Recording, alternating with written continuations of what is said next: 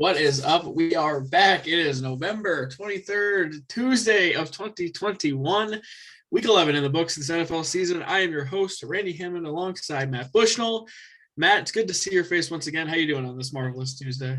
Randy, I am doing fantastic, my friend. Let me tell you, Sunday was a kick in the old proverbial nuts, but leave it to the White Sox to drag me out of the depths of despair and hand me a gift of Kendall Graverman in the White Sox bullpen. Well, there you go.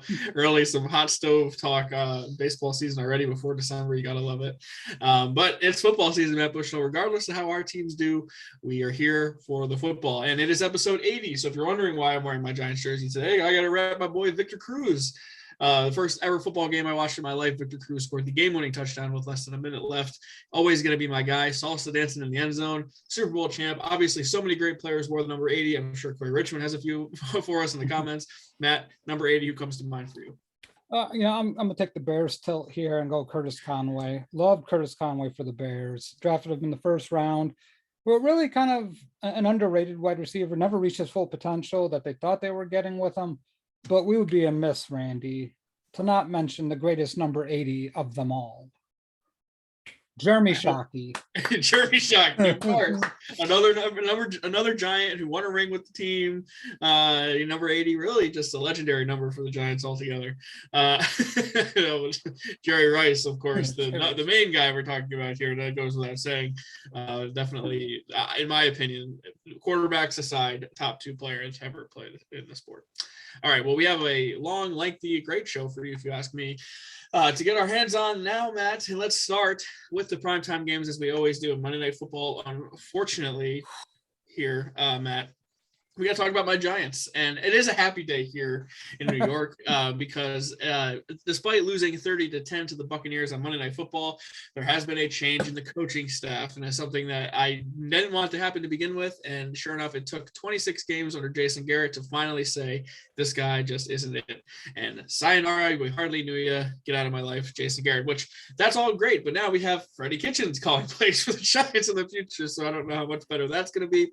But nonetheless, Monday Night Football, like I said, Tom Brady and the Bucs, after losing two straight, beat up on the Giants 30-10. The Giants really were not in this game at all. I thought when it was 17-10 at halftime, the Giants were, pretty lucky to be in that situation because the Giants really only scored 3 points in this game. It's going to say 30-10, but they had a deflection, an interception off Mike Evans, and it kind of set them right up in field goal range, and it led to Andrew Thomas's touchdown. They got shut out in the second half. This offense is anemic. It is inept. It is completely incompetent, much like the organization itself.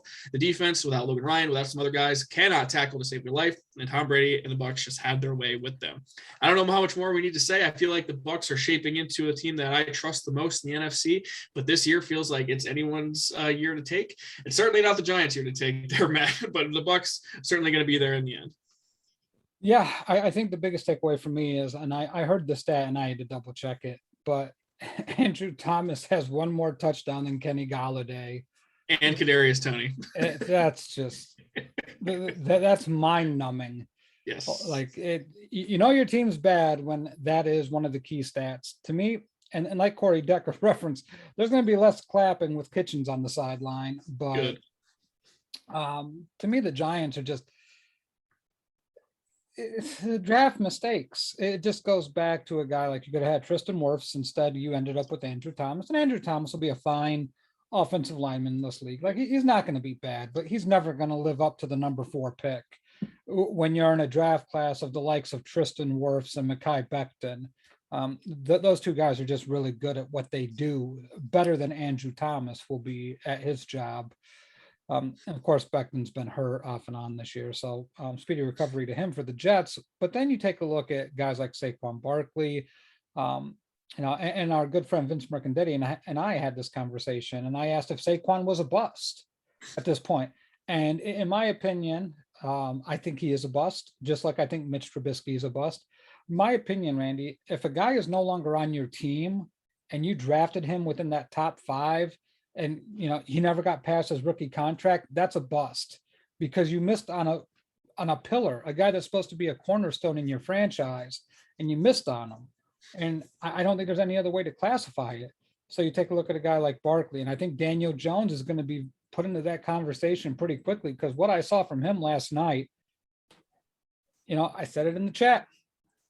He is everything he wasn't supposed to be, and he's nothing that he was supposed to be coming out of the draft. Everything that everyone said about him, it's the exact opposite. He's a dumb football player. I think his arm is better than advertised. I think he's very athletic, but like his ability to diagnose defenses and know where to go with the football and all this stuff, it's bad. It's beyond bad. He turns over the ball at a too high of rate. He doesn't make good reads at the end of the line of scrimmage, because we talk about it when people talk about processing information, moving off one read to the next read is very difficult for quarterbacks, because you kind of have to refocus. That's why guys like Tom Brady, Peyton Manning, Drew Brees, these guys don't fall off of trees. So, you got to be careful what you pick. And Daniel Jones just isn't that guy. He has a real problem going through his reads and his progressions. He is a one read guy. I think that's very clear. When he comes off of play action, he stares into one general area. Whether it's a guy running the go route, a guy running the post, or a deep out, or even a guy in the flats. He really can only focus on one side of the field. He is incapable of going here to here to here. Honestly, there's a little bit of a trust problem with the offensive line. I totally understand that. But even the greats can handle the pressure up in the middle and still be moving their head on a swivel, because that's what football is. It's a fast game. Things happen quickly. And you saw it in the first drive. The Giants moved the ball down the field. They ultimately had to settle for a field goal because Daniel Jones missed a slant route to Kenny Golladay in the middle of the field because it wasn't his first read. It was his second. That to me says everything you need to know about Daniel Jones, that he just something as simple as, okay, that's not there. Let me look quick. Like, that's the big issue. The other issue is the game plan. You have Kenny Golladay returning from an injury. You have Kadarius Toney back, and you have Saquon Barkley back. Those three guys are supposed to be your playmakers, your big time playmakers. Not only, okay, so you could say Saquon doesn't look the same. I agree with you. Kenny Golladay and Kadarius Toney look fine to me, and you are not game planning them to get the ball. I don't understand it. You drafted all these guys and put all these weapons around Daniel Jones to not utilize them. The Giants have no idea how to use the guys they actually have on their roster, and it's infuriating. Now, for the Saquon Barkley conversation, the word bust to me means the guy can't play. It's I understand the thought process as to why you would call him a bust. To me, it's a failure. Absolutely. Bust to me means Ryan Leaf, and it means Jamarcus Russell, like guys who straight up should never be in the league. Like those to me are just like bad scouted players, guys who just, somebody saw him and were like, this is the guy. Like Daniel Jones to me is more of a bust than Saquon Barkley is, because Daniel Jones, I'm not sure can play. Saquon to me can play, or at least could play, but it's a failure on a number of different levels. Like he's a running back. That's a position of luxury. Only teams that are ready to win and can expend that sort of draft capital should be using it in there. Running backs deteriorate faster than any other position in the NFL. This is not this is not an opinion. This is a fact. Their average span of career is like 4.5 years, if that. I mean, these guys are in and out quicker than you can even give them a contract extension. So just those two things alone, I mean, the Barkley pick you could say was a failure from day one, just based on so many other factors. The fact that you needed a quarterback, your offensive line stuff, you needed a complete teardown, and you took a running back thinking he was going to patch it all together. So many different miscalculations, as John Mara would say, happened back in 2018. It all comes back down to a couple different people to me. John Mara 1, Dave Gettleman 2. In 2018, when they brought in Dave Gettleman, they were coming off of a 3-13 season in cap hell, and they were number 2 overall pick, the highest pick they ever had in the history of the franchise. So, okay, we're 4 years later. We're on our third head coach.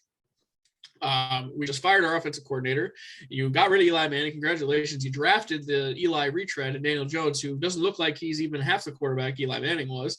So to me, this has been a complete failure for a rebuild process, because they're not any further along than they were 4 years ago. To me, they are right back where they started, except the quarterback's not 37. So good. You got rid of Jason Garrett. That's step 1. Step 2, you have to get rid of Dave Gettleman. John Mara is never going to sell the team. The Maras are never going to get rid of the Giants. It is ingrained in their blood. I still have love for the Maras in my heart, but they have grown to be pretty incompetent at this point.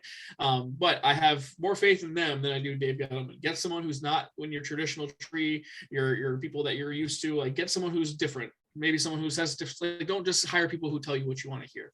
So that's my big issue with the Giants. Joe Judge, for now has a job. I think firing Garrett is something you do when you feel like your job is a little bit on the line here too. So we'll see what happens with the Giants going forward. But if they don't start to score points with the team that they currently have, Joe Judge might not be along for this too, because they're 3-7. They have a lot of winnable games coming up, but all those teams looking at them on the schedule, I've said this so many times, are looking at the Giants as a winnable game. My last point on the Giants, I posted it in Football Life earlier today. Touchdowns scored on the offensive side of the football since the start of 2020. I went down to Disney World, to Disneyland. I still don't know which one it is, but I went to Florida to Disney with my fiance and a couple friends. I met up with our friend Vince Birkendetti.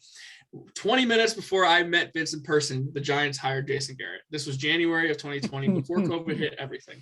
This day of, I swear, I was so angry that they did this, because the Cowboys offense was so bad under him. They didn't even let him call plays anymore. So ridiculous. And I said, okay, good. So now if Joe Judge sucks, they're going to make Jason Garrett the head coach. Well, thank God that didn't happen. But since they hired Jason Garrett to be the offensive coordinator in 2020, the Giants have scored the fewest offensive touchdowns in the league at 42. And the most damning part of that entire thing, Matt Bushnell, the Detroit Lions have scored 20 more offensive touchdowns than the New York Giants have. This is a joke. Get everyone out of my life. I'm so sick of it. I'm by myself thrilled every time they lose, because Dave Gettleman just is more wrong and wrong and wrong every single snap.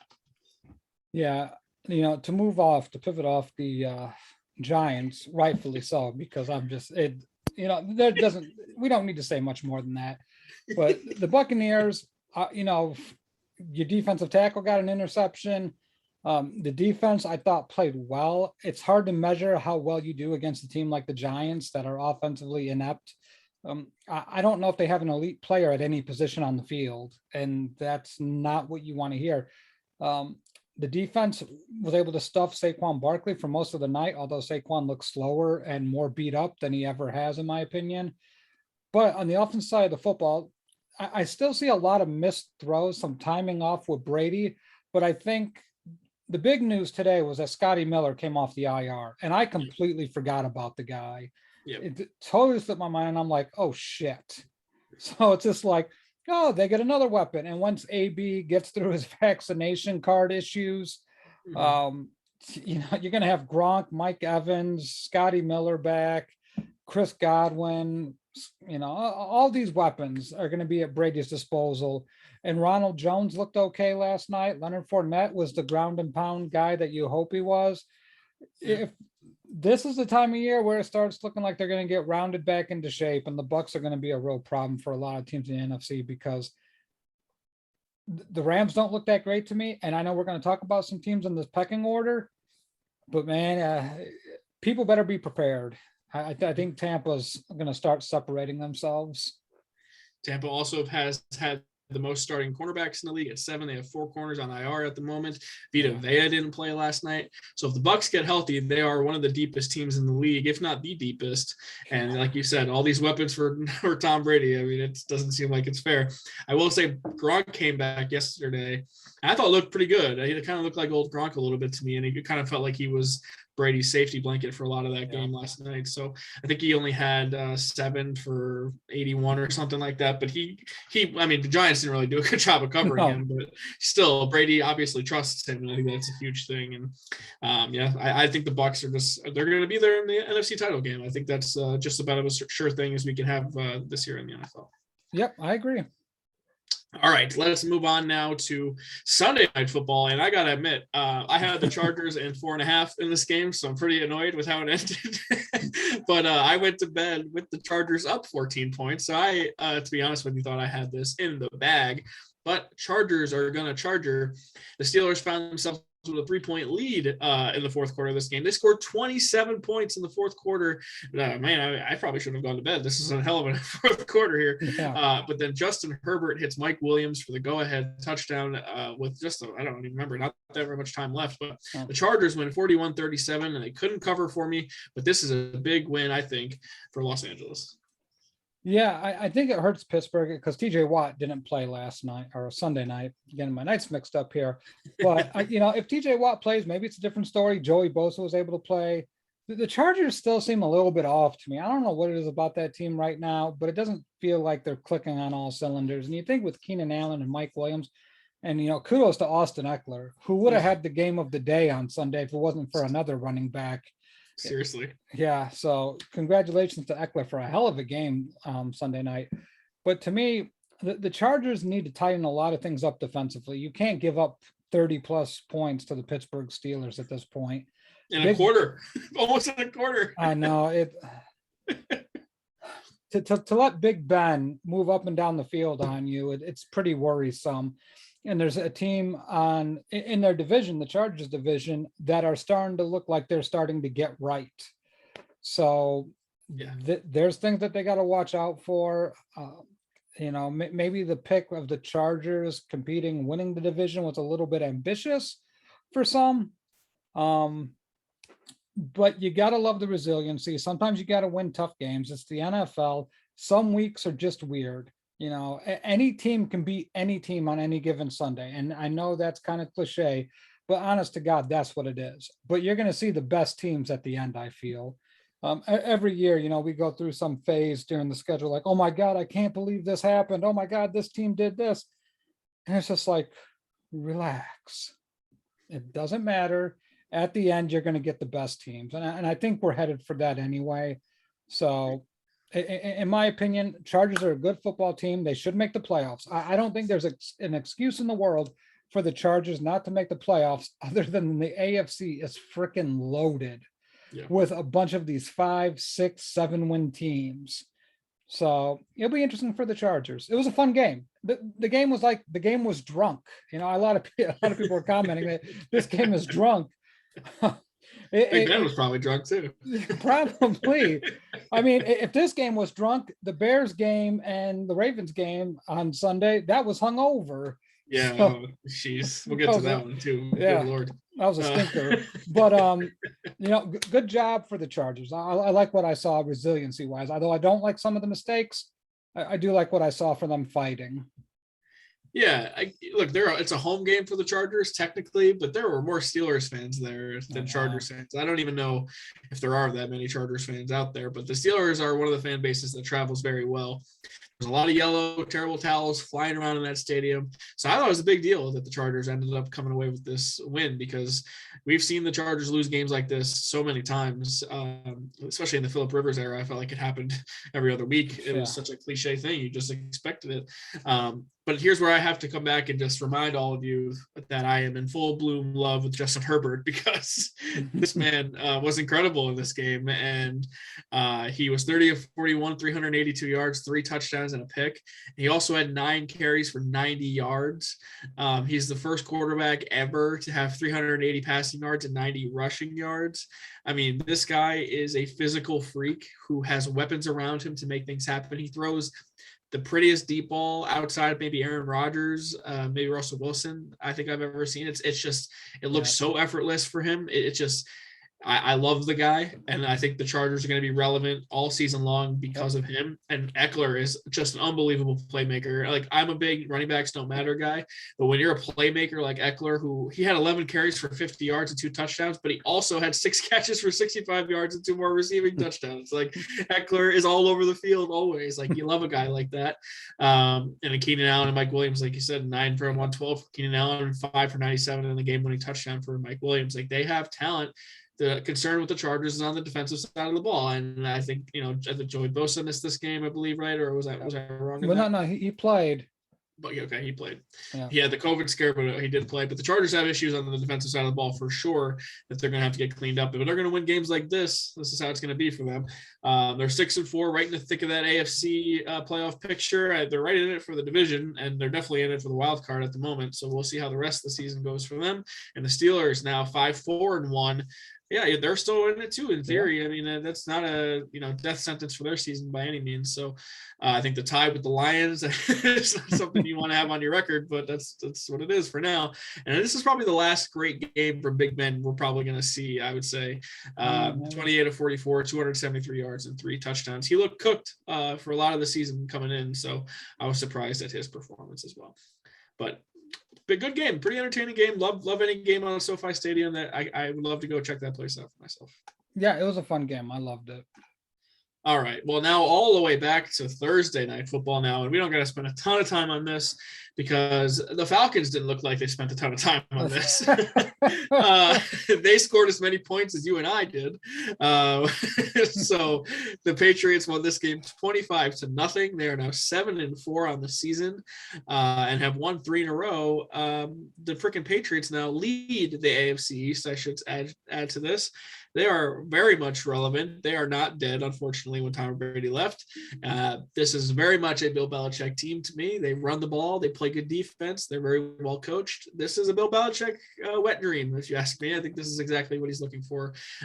With as long as his game manager quarterback doesn't make mistakes, they're going to win games like this. And I would say, Matt, before I toss to you, the most the funniest thing about this game, and Corey Decker in the comments beat me to it, but Josh Rosen comes in, immediately throws a pick six. Immediately. Doesn't first snap it's a pick six to Kyle Van Noy.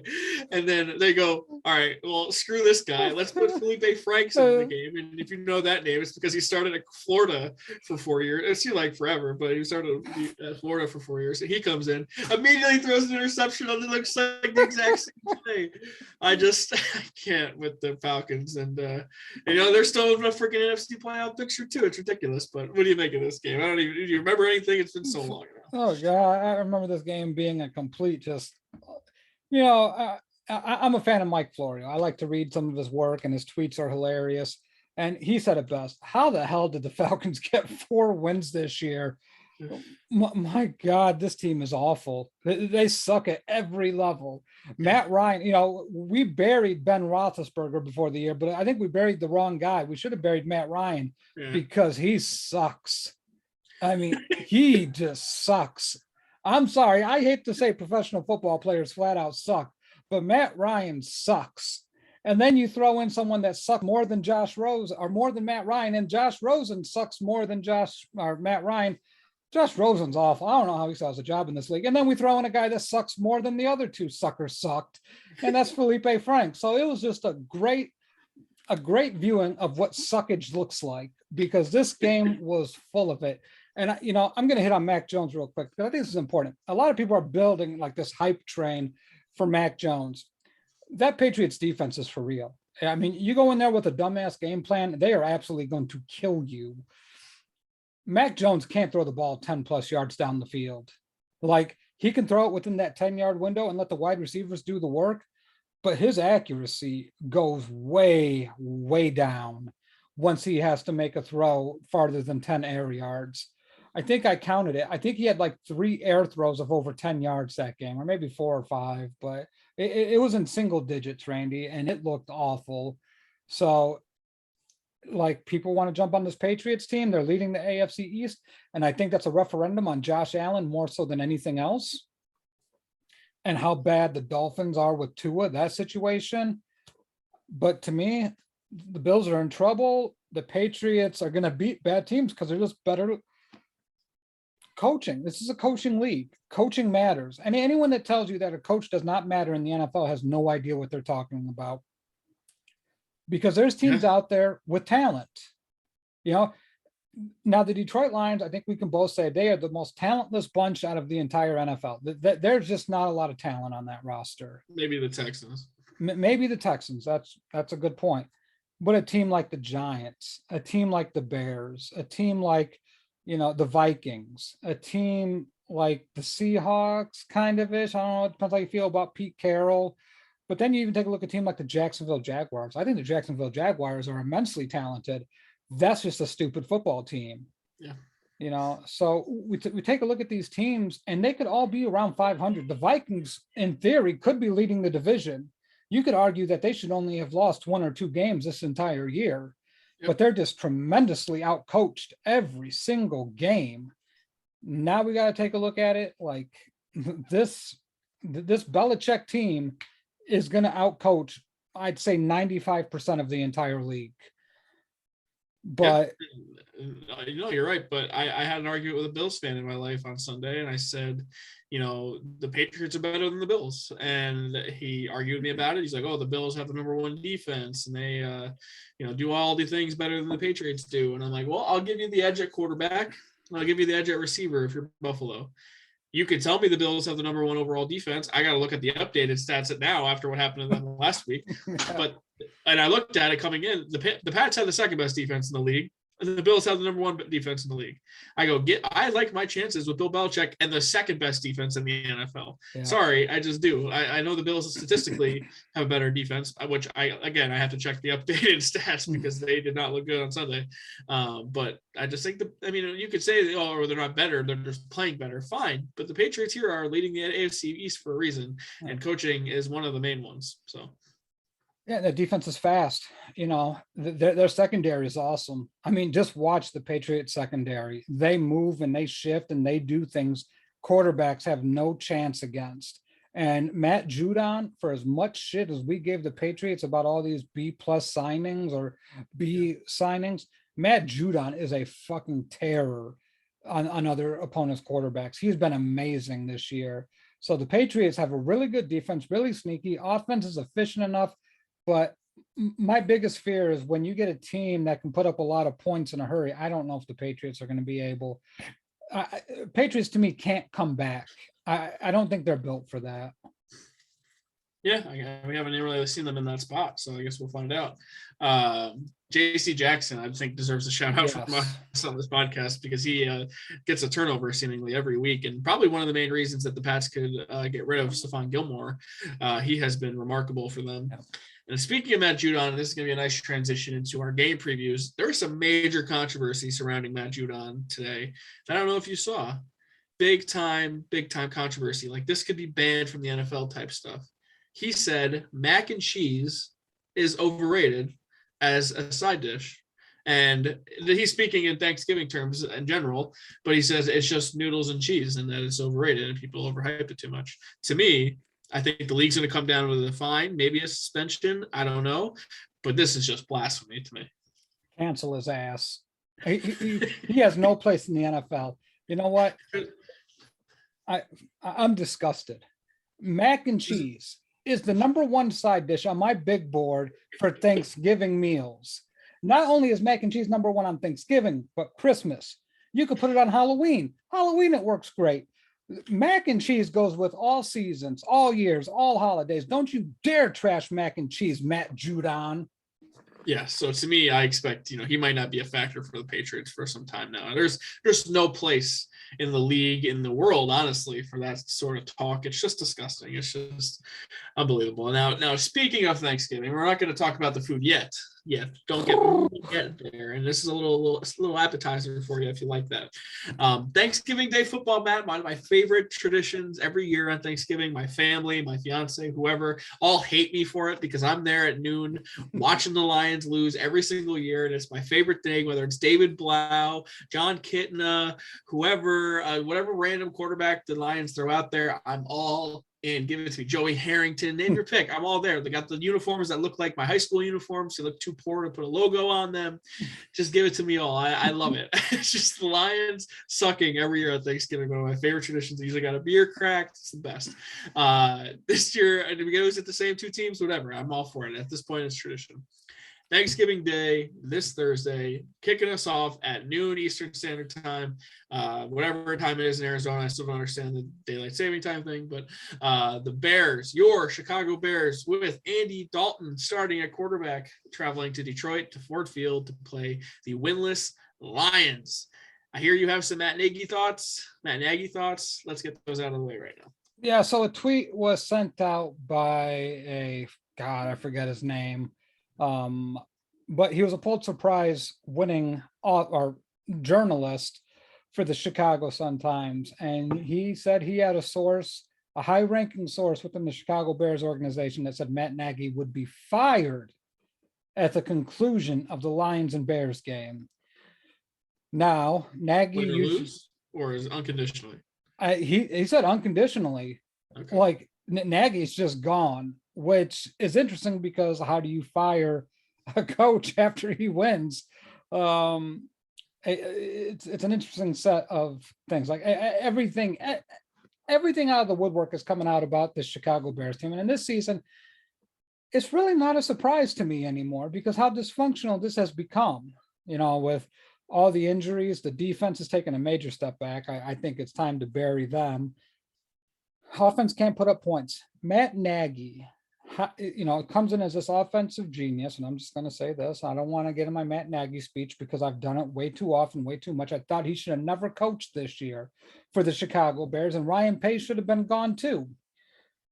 But these two clowns, for whatever it is, this offense has not broke above 20th since the Mark Trestman era. This has been a bottom fourth defense in the entire NFL since Mark Trestman in 2013. So with all that being said, they can fire him now. They can fire him after Thanksgiving. They can fire him at halftime. I don't give a shit. I want the guy gone. Nice guy, whatever, but he needs to go. This shit isn't working. The Bears look like a mess. And I think Detroit's going to beat them, Randy. I really do. You can't go, if a high-ranking official, for this guy that's won a Pulitzer Prize to come out and say this, that source has to have some sway behind them. I wonder if it's George McCaskey. I wonder if it's Ryan Pace. Maybe Ryan Pace has said, hey, this isn't my fault. That's that jackass's fault. Get him out of here. So to me, this just reeks of dysfunction. And then another story came out. And this is the trifecta of the Matt Nagy era. Justin Fields was the number 2 rated the backup quarterback to start the season and, throughout some preseason action. Do you know what Matt Nagy had him doing when he was the backup quarterback? Running scout team. I was going to say holding kicks. But... well, that would have been worse. But he had his backup quarterback running scout team, which is traditionally held for your third string quarterback, which was Nick Foles. And that apparently pissed off Justin Fields a great deal, and the relationship has been fractured ever since. So to me, who would have guessed that this clown show would have happened like this to start the season? This whole franchise is a joke. You get tired of hearing about it. And this is why Detroit's going to win. Offensively, they're not going to do anything with Andy Dalton. And I don't care if it's Jared Goff or Tim Boyle starting. Kendall Vildor on the defensive side of the football for the Chicago Bears will draw a pass interference flag when the game's on the line. Double coverage. They had double coverage on a Ravens wide receiver. I think it was Bateman, and he grabbed him around his waist with safety top over top, and it was just ridiculous. So I don't know, Randy. I'm so sick of this fucking team. Tyler Huntley is a guy I never heard of before in my life until Sunday, and look good. He's a bit of a Lamar Jackson, like a poor man Lamar Jackson, because he kind of looks like him on the field. He kind of runs similar out there, and he looked terrified and petrified in the fourth quarter of that game, and yet still found a way to drive down the field and beat the Bears. And that I could not believe it, because I really thought at least the Bears have a good defense. They'll tighten up. They'll finish the game here, because they got a gift with the Dalton bomb for the touchdown, and then Mooney makes an unbelievable play for a touchdown in that game. Just they still found a way to lose. To me, this team has given up on Matt Nagy. I think the players, who I think are pretty talented, I think Fields isn't going to play this game. No. But I just think the guys besides Dalton and maybe a couple others have sort of given up on this current situation. And maybe once Nagy's out the door, they're all back. They're all back in. Yeah. With that said, I don't know if I believe that Tim Boyle could beat my high school defense. So I don't know if I'm really willing to say that they're going to win this game. What I want Dan Campbell holding that turkey leg as I'm eating my turkey leg, like with tears rolling down his face. Lions finally get a win, and it's on Thanksgiving with those horrible uniforms at Ford Field. That's what I want.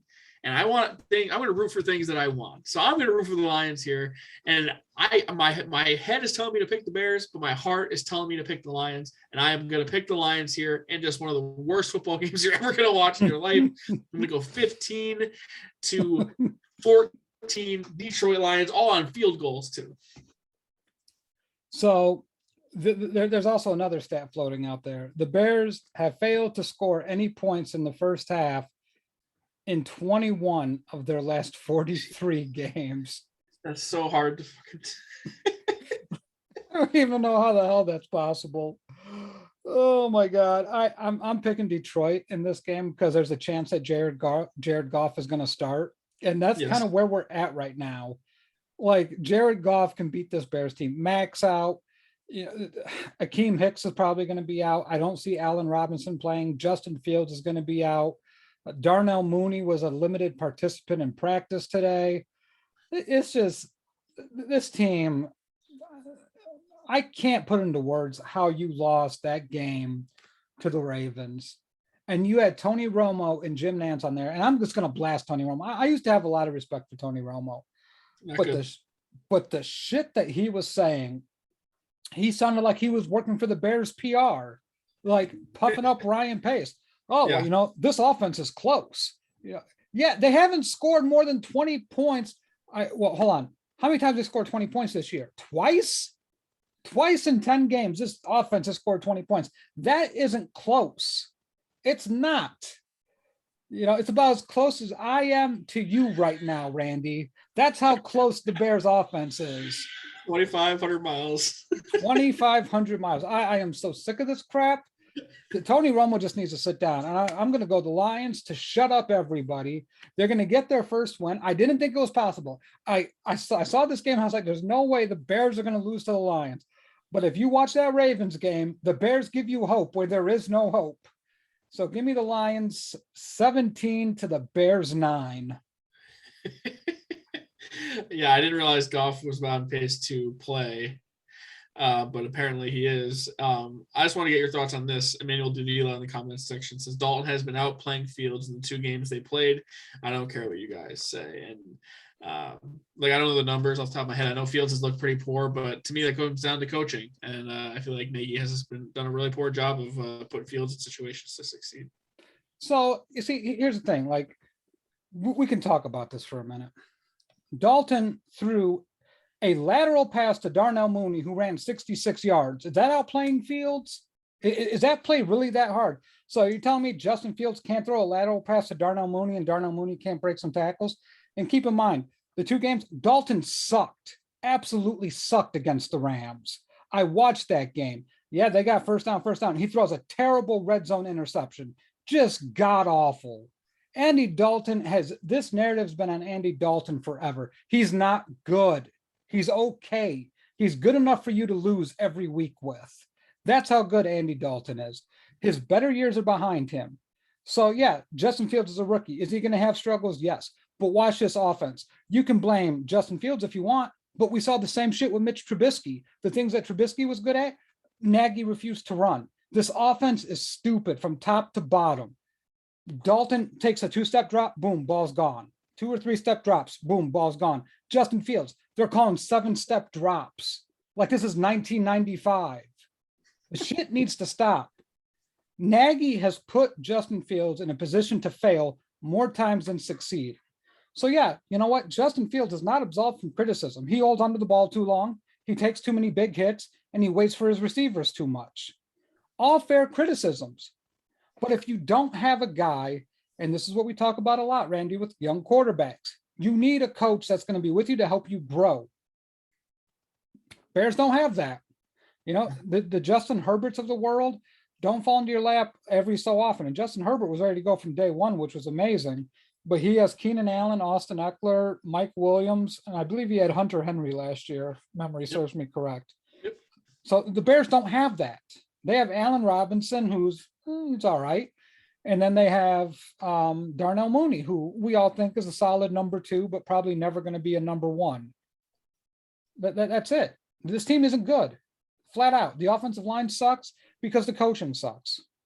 That's it. I got nothing else to say. And there you have it.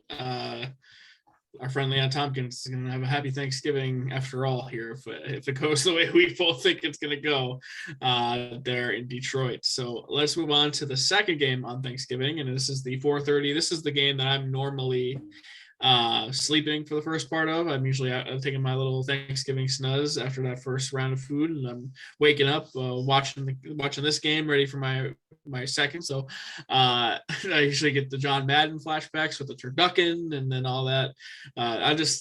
Whoever, I know the Lions and the Cowboys always play and people hate it, but to me, it's just something comforting about it. This year you get the Raiders traveling to Dallas to play the Cowboys. And obviously if this game happened a month ago, you'd be a lot more excited about it. I think the Raiders are really, really falling off of a cliff here because of the, you start with the Gruden stuff and then now you go to the Henry Ruggs situation. Now they just feel like a team that is kind of falling off the rails. I mean, Rich Pisiccia, you can't really blame him. He's the interim guy. I thought he had them playing pretty well for the first couple of weeks, but things are kind of going off the rails for them. Now, Dallas, I should say that Vegas lost to the Bengals last week. Not that competitive of a game either. I think the Bengals kind of had their way with them. Dallas goes into KC to play the Chiefs in a game that I expected them to win. I thought they were the better team. Zeke goes out. Lamb gets hurt. Dak doesn't look like himself. The Chiefs defense really looked pretty good in that game, which I didn't expect to see at all. They lose 19-9. They didn't even score 10 points on the Chiefs defense. Shocker to me. I mean, they didn't have Cooper. They didn't have Lamb in the second half. I'm not trying to make a ton of excuses, but those things matter at the end of the day too. So the Dallas looks like they're going to be banged up coming into this one, but I like them much more than I like Vegas at this point. Yeah, Dallas has more continuity. I think they have some things that they have to iron out. They were really hot in the beginning of the year, but not having Amari Cooper hurts. Well, let's face it. I mean, he's their number one wide receiver, and then CeeDee Lamb gets knocked out with a concussion. And, he may not play this Thursday either. I read that he was trying to do some workout stuff today, but, that short turnaround to play on a Thursday after suffering a concussion on a Sunday, I find it hard to believe that he's going to get cleared to play on Thursday. But you never know. It's the NFL. Strange things happen. To me, though, the talent is still on Dallas's side defensively. I think they're good enough to really put up a fight. Hunter Renfro's a nice player. Darren Waller, I mean, I guess we could check the stats. I don't know the stats on Darren Waller, Randy, but to me, it feels like he's been kind of, missing, I guess. It doesn't feel like there's a heavy impact from Darren Waller. And Henry Ruggs was the guy that took the top off the defenses, and now he's gone. So there's some things there. Maybe Deshaun Jackson's able to do that, but watching Deshaun Jackson fumble in his Raiders debut, I mean, it just wasn't a pretty sight. I just think Dallas is kind of on a different plane than the Las Vegas Raiders are right now. And that's why I'm going to pick Dallas. I think it's going to be a close scoring game. I think Cooper's definitely out, and I think CeeDee Lamb won't play. So for that reason, I'm going to take Dallas 20-17 over the Las Vegas Raiders. I still think you can run all over the Raiders. I think the Bengals showed that. The Bengals had a fake flea flicker in that game that worked beautifully. I don't think I've ever really seen that work just that well. I thought that was really well done.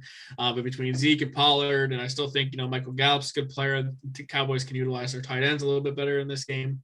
Wilson's their fourth string guy who's going to get a ton of targets as well. I just think the firepower for Dallas, much like you said, is much greater than the Vegas at this point. And I feel bad for Derek Carr. I feel like he's kind of been left out to dry for a lot of this.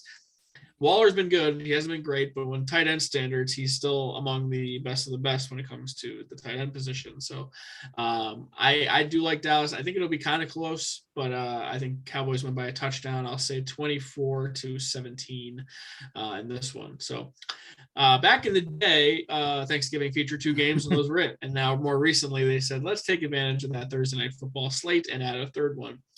This is probably the most interesting, or at least the most stakes on the line here, but the Buffalo Bills traveling to New Orleans to play the Saints. And look, this is the first time in, I think, ever that all 6 teams playing on Thanksgiving are coming in after a loss. All of these teams that are playing on Thanksgiving lost on Sunday. The Bills got shellacked by the Indianapolis Colts 41-15. Oof. Jonathan Taylor scored 5 touchdowns in that game. And the Bills now are 6-4, trailing the Patriots in the AFC East. And the Saints, who we all thought they had a great defense, gave up a 40-burger to the Eagles on the road. They lose 40-29, and they really get 29. A lot of that was in the fourth quarter. They scored 22 in the fourth, kind of in junk time there. So to me, I mean, Well, now the Saints are 5-5, so both of these teams are in the mix in the playoffs, both of their conferences. I think it's a must-win for both of them. And if the Bills lose this game, it's going to get late early. We might be talking about them missing the playoffs altogether if they lose this game. And the same can be said for the Saints. So, what do you make of this matchup here on Thursday night? Josh Allen has to be the Josh Allen he was last year. Yeah. If he's not, the Bills are not good enough to win these games for with playoff implications. Now the Saints are just injury beaten to hell. I think Kamara is going to be out again. I'm not sure. I'll have to double check on that stat. But if Kamara is out, I don't see how the Saints win this game. I just, there's too many things that are against the Saints. Marquez Callaway's been a non-factor. The quarterback position's been absolutely abysmal. I don't care if you stick Taysom Hill or the other guy back there. It's bad. So now we're kind of stuck in this bizarro Saints world where the Saints really have to rely on their defense to keep the opponent under 13, 15 points a game now in order for them to be competitive. And I don't think they're going to be able to stop the Bills from getting to 20. So Randy, for me, I like the Diggs and Allen to kind of get back on track here a little bit. I think it's going to be a tough game. And I think all three of these games are going to be low scoring, but I think this will be the highest scoring of the bunch just because of the Bills.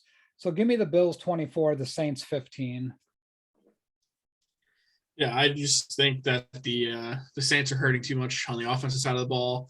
Trevor Simeon's out there playing quarterback, and Kamara was on the non-participant practice list along with Mark Ingram. So I don't really know what the running back situation looks like there in New Orleans. So I don't know what the hell the Taysom Hill thing is. He just signed a hybrid contract. I don't know if you saw that they are paying him depending on the position that he plays, whether it's quarterback or receiver, running back, whatever. I've never seen anything like that before. That's pretty wild. But they are in love with Taysom Hill, but they don't really use him that much. It's kind of a weird dynamic. I like their defense still. I like their defense more at home than I do on the road. But I don't know, man. They did just beat Brady a couple weeks ago at home, so I just think they kind of own the Bucs in a weird way. So I don't know if that sort of carries over like this would.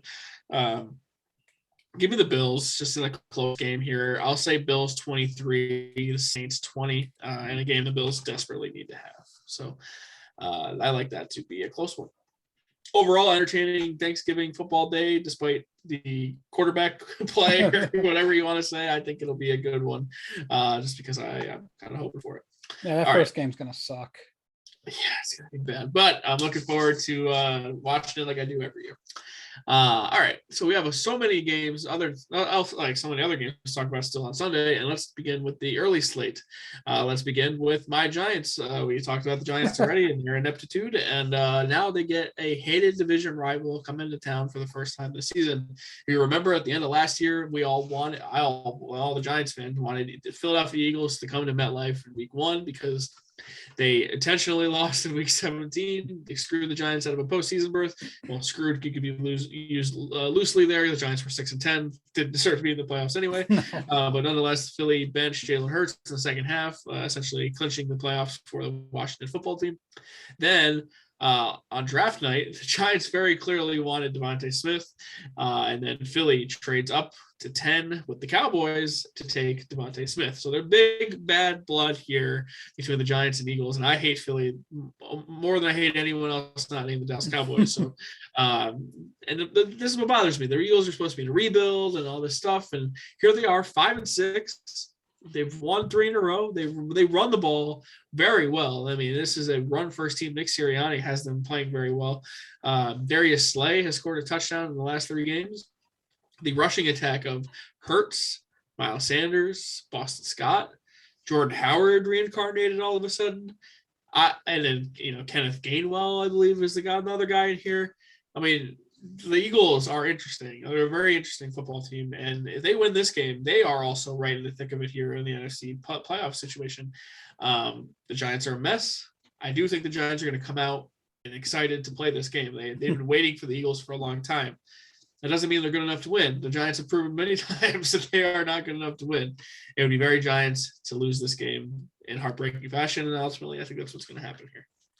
Yeah, I think the Eagles win this one pretty easily. I like everything that I've seen from them lately. Jalen Hurts has played a very similar game to Lamar Jackson. which, I mean, coming out of the draft, I really like Jalen Hurts. I thought he would be a sneaky, really good pick. I wanted the Bears to take him, but that's too much for Matt Nagy to comprehend, but that's okay. Because we'll just watch Jalen Hurts win a future MVP trophy. That's all. But to me, the Giants are going to be outclassed because I don't know if they have the defense to stop a mobile quarterback like that. Jalen Hurts is going to run on them quite a bit and really stress that pocket. The Giants like to play a lot of man coverage. So it'll be interesting to see if the Giants can get home and get some pressure on them, which if you watch that Tampa Bay game, Randy, they couldn't breathe on Brady. They didn't get close. They didn't touch him. It's going to make for a long day at the office. Dallas Goedert just got rewarded with a nice fat contract for a tight end. So good for him. I like Philly's defense. They're playing hard and coming off a bad game for the Giants. I don't see it getting much better. So Monday night game, I never like these teams going into the next week just because it kind of messes with your schedule a little bit. So go ahead and give me the Rams. Give me the Eagles. Fly, Eagles, fly. I'm going to take the Eagles 27 to the Giants 13. The interesting thing, I feel like Brady used his legs a little bit yesterday against the Giants, which it's Brady, so take that with a grain of salt. But he had a nice first down run and he slid and then he got right up and just did that whole Brady let's go thing. And if that's happening with Tom Brady on the side, what do you think Jalen Hurts is going to do? Jalen Hurts is a hell of an athlete, and I would say his strong suit for sure is running the ball. So the Giants have these hog mollies, that Dave Gettleman likes to say, that don't really do the things that they're supposed to do. Leonard Williams gets a pressure every once in a while, and then the fans lose their minds. Dexter Lawrence is really good at getting blocked. The linebackers can't tackle very well. The secondary definitely can't tackle. So I think this is just a bad matchup because unless they can start tackling, which you just don't magically become a good tackling team in week 12 in the NFL season, this is going to be a long day for the Giants. I think the Eagles own the time of possession. I think they keep the ball out of the Giants offense, which, might even be a disadvantage. You might want the ball in the Giants offense's hands at this point, but no Jason Garrett. I want to see what the Giants look like if they come up with a game plan to get the ball into their playmakers' hands. Who knows? Can we get Kadarius Toney in space? Can we get the ball to Galladay? Maybe throw him a jump ball, let him make a play. Despite with how bad the Lions were, Stafford always gave him a chance to make a play, and a lot of times it worked out. Hell of a concept. And the Eagles are terrible when it comes to defending the tight end. So maybe Evan Ingram can get involved. Who knows? I don't expect the Giants to do anything smart or successful, but there are avenues here for success. But the Eagles, I don't know what it is about Sirianni, but he has them playing really well, and the rushing attack so far has worked really well. So give me the Eagles here. I think they're going to play ball control. I think they're going to dominate the time of possession, and I think it's just going to be too much for the Giants to handle here. Give me the Eagles 26 to the Giants 20. So Derek Wright, good friend of the show. Fun fact. My guy, Derek Wright. Your guy, Derek Wright. Darius Slay has scored 3 touchdowns in November, while Detroit has scored 4 all month as a team. Maybe the Giants have only scored 3 touchdowns as a team this entire month too. I kind of say I don't think it's much more than that if it is. I don't think they've scored very many touchdowns. Darius Slay, get that man on the offensive side of the football. And the Giants were gifted a touchdown last night, and if it wasn't for that interception, they wouldn't have even scored that one. So that's funny. Darius Slay had a little nice revenge game against the Lions, and he's playing good football right now. I expect him to shadow his former teammate Kenny Galladay in this one. So, are you taking the Eagles here? Yeah, 27-13. 27-13. Got it. All right. Well, it's going to get late early there in MetLife Stadium for Big Blue. Cool. Love that for me. Now we are going to move on to a AFC North showdown, a game that's already happened this year, but this time it's in Cincinnati, home of Skyline Chili, and the second place team in the division, the Cincinnati Bengals. They're welcoming in the Pittsburgh Steelers, coming off obviously that loss to Chargers that we spoke about. My normal thought process here would be like, oh, the Bengals are the better team. They're going to win. I can't get out of this whole organizational win thing here. This just feels like a win the Steelers always get over a team, an organization like the Bengals. I know since he went into Pittsburgh and won this year, But I feel like the season's going to get out of hand for Pittsburgh if they don't win this game. I think Tomlin rallies the troops. I think Ben goes into Ohio, where he owns both Ohio teams, and adds another notch to his belt. What do you make of this matchup? Are you on the same side as me here, or do you like the Bengals? Yeah, even though Pittsburgh lost, I'm kind of viewing this as teams heading in two different directions right now, Randy. I don't think since whatever Cincinnati had working for them, in the middle of the season or in the middle of this stretch, it seems like teams have kind of caught on to what they're doing and really trying to take away Jamar Chase, which the Raiders did an okay job of on Sunday. Pittsburgh, to me, is figuring out that Najee Harris is their identity. They're going to play a lot of things off of him, which is smart. And if they get TJ Watt back, they have the superior group on the field, the defense being over Cincinnati's offense, where Cincinnati just feels like it's got to be Burrow to Chase, or else this offense, kind of starts clunkering and struggling. So for that reason, I like Pittsburgh. I agree with you. I think this is kind of Pittsburgh's season right here. If they don't win this game, there's going to be a lot of questions. So I'm going to take Pittsburgh. And I think Pittsburgh wins in a close battle. I think it's going to get up there in points, but Pittsburgh 24, Cincy 23. So the Pittsburgh Post-Gazette is reporting that the Steelers are going to get Minkah Fitzpatrick back this week, which is also big because their secondary needs it. It has not been very impressive, and they need that. And they also said TJ Watt and Joe Hayden are expected to practice later this week as well. So big returns for the Steelers if that's the case. I'm with you on that. I think the Steelers are just going to be in desperation mode, and I think that they're going to win this game because they have to.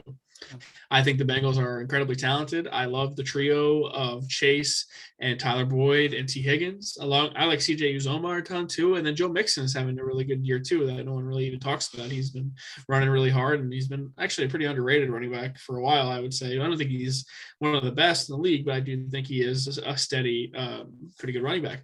Yeah. But I like the Steelers here. This feels like one of those, we're a better run organization than you are right now. If we're going to win this game because of that, and the Steelers, I feel like maybe towards the end of this whole era of Tomlin and Ben, but they're still those guys for now. And I like them to win this game. Give me an ugly game. Give me the Steelers 17 to the Bengals 14. All right, moving on now to the Bucks, who played Monday Night Football last night. We talked about a ton. They're going to Indianapolis to play the Colts, who had a massive statement victory over the Bills last week. And Jonathan Taylor, who, I'm a big running backs don't matter guy.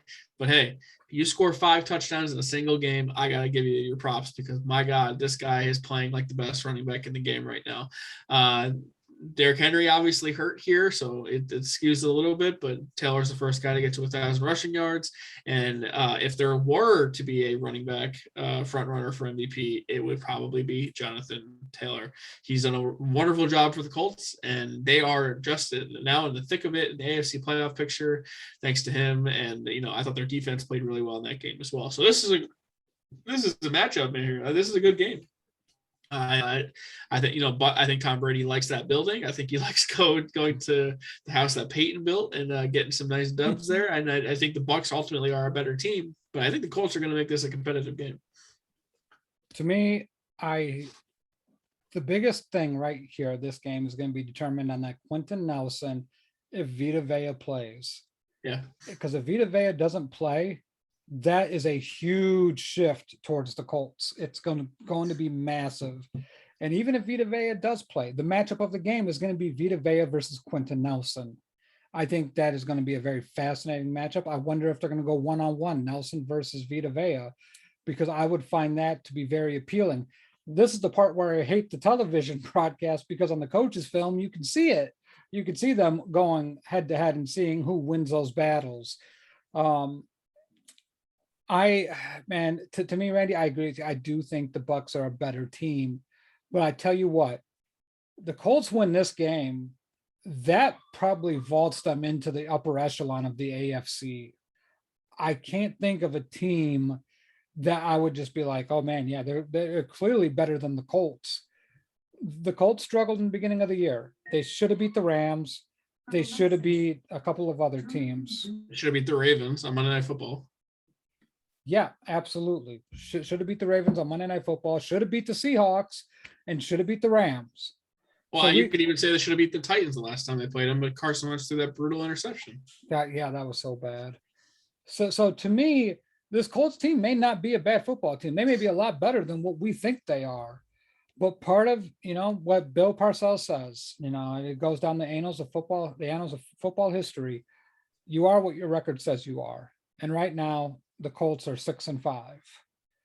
So to me, they need to get this win more than the Bucks need to get this win, but the Bucks need this win as well for home field advantage because they're not that far out. Definitely. I just think the Bucks are better. I think, they're starting to find their mojo a little bit here. And the Colts, I think, are going to be frisky and a potential playoff team all year long, but it doesn't mean they're good enough to beat the Bucks. I think they've lost games to worse teams already this year. So, yeah. The other thing on the Colts is there's an in-season version of Hard Knocks going on right now, and it's with the Colts. And I watched the first episode, and it's kind of interesting, but it's a lot of Carson Wentz, which makes it less interesting. But I'm excited to watch this week after the Jonathan Taylor performance, just to see how that goes. But final score here, give me the Bucks 31 over the Colts 27. Wow. Okay, I'm gonna take. I'm gonna go with it. I'm feeling the upset here. Give me the Colts 27 to the Bucks 26. Oof, that would be something. I don't feel good about this. I really don't. But it's just kind of like, you know what? If the Colts are going to make some noise, this is where they're going to do it, baby. Jonathan Taylor, get us another 5 touchdowns and win that MVP award in November, baby. I would be pretty stunned if that happened. Okay, let's move on now to a less desirable matchup here. It is the Carolina Panthers coming off of a loss to the Washington football team, spoiling Cam Newton's return to Carolina. Traveling to Miami to play the Dolphins, who have suddenly won a few games in a row here.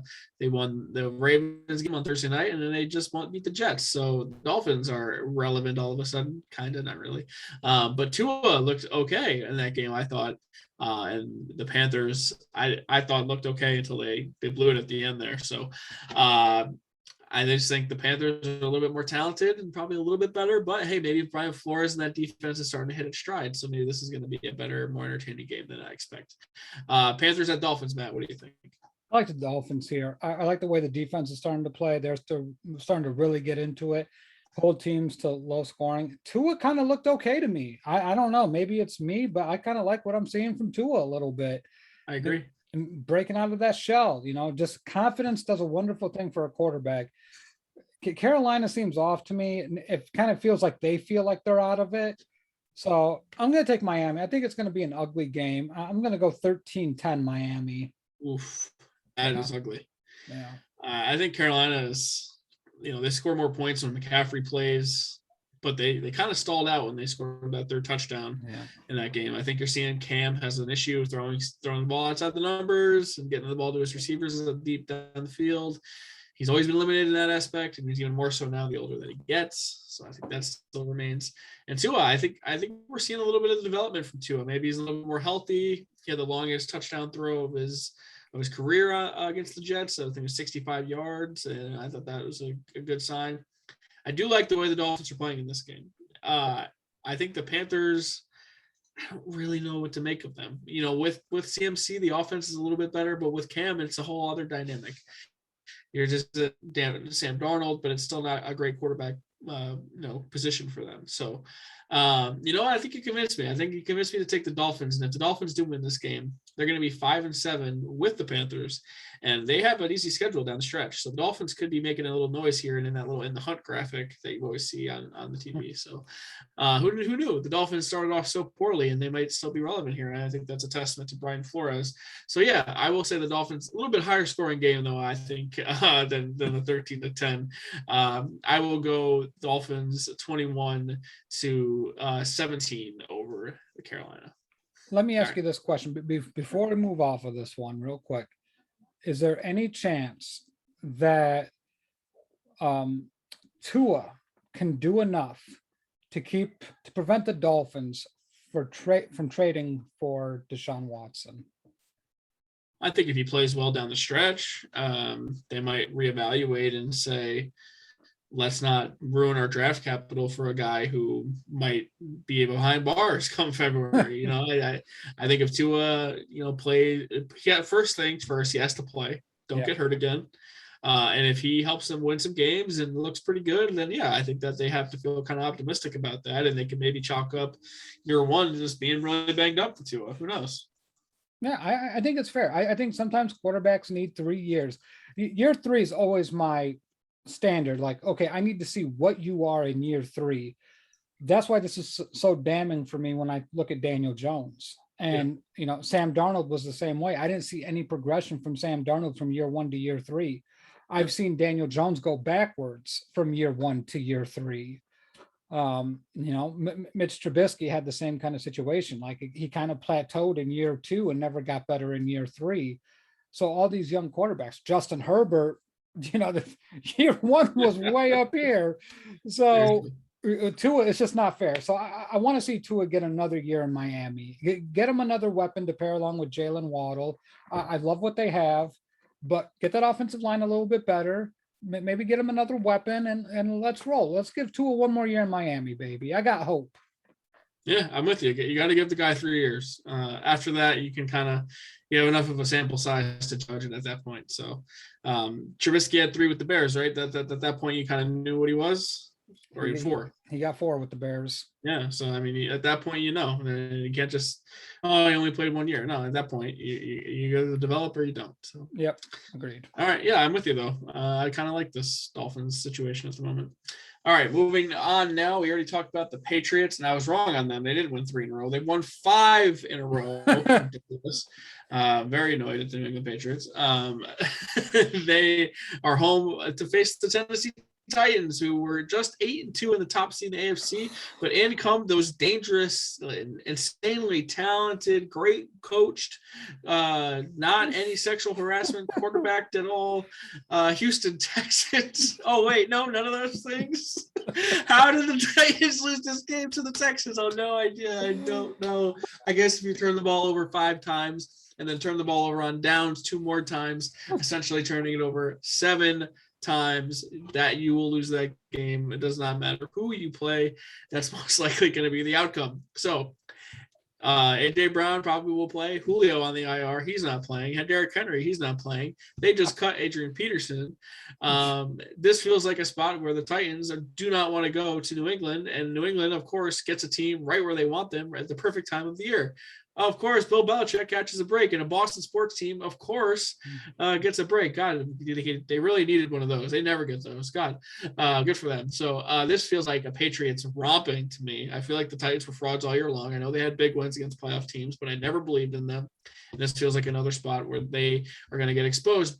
But before I say anything else, Mike Vrabel and these Titans have beaten up on these Patriots a few times in recent memory. Most notably, the last game Tom Brady played in a Patriots uniform was that loss to the Titans in Foxborough. Different circumstances, but still, Vrabel has a little bit of magic against Bill. I don't see it happening here. Derrick Henry was their best player on the entire team, and you lose that. There's not another running back to bail them out like Derrick Henry could, and Julio Jones is out. So you're back to AJ Brown, and you don't have Corey Davis anymore. This is bad. This is bad. Julio Jones isn't anything that you thought he was going to be. He didn't make your offense accelerate into this next tier. Ryan Tannehill looked like Miami Ryan Tannehill. So to me, I hate this. Ryan Tannehill is going to get pantsed on Sunday, literally pantsed by Bill Belichick in this defense. I don't see it, Randy. I can't see it. I mean, I get it. They're going to play better than they did against Houston because I think they have a good coach in Mike Vrabel, but they don't have the manpower. They just don't. And they don't have Bill Belichick on that sideline. I don't want to talk much more about it because this is disgusting, because I got to hear Henry talk about Patriots going to the Super Bowl. Patriots going, blah, blah, blah, blah. So just Patriots 17, Titans 13. Yeah, it just feels like a terrible spot for the Titans to have to go to Foxborough and play that defense. This is shit. So I like New England 24-15 over the Titans. So I think we can keep it at that. All right. That means the freaking Pats can be 8-4. Nonsense. Yeah. And they might be the number one seed in the AFC, even. Totally ridiculous. Yeah, just kick me in the fucking nuts. I hate Boston sports teams. All right. We have more 1 o'clock games to talk about on Sunday, or early games, or what do you want to call it?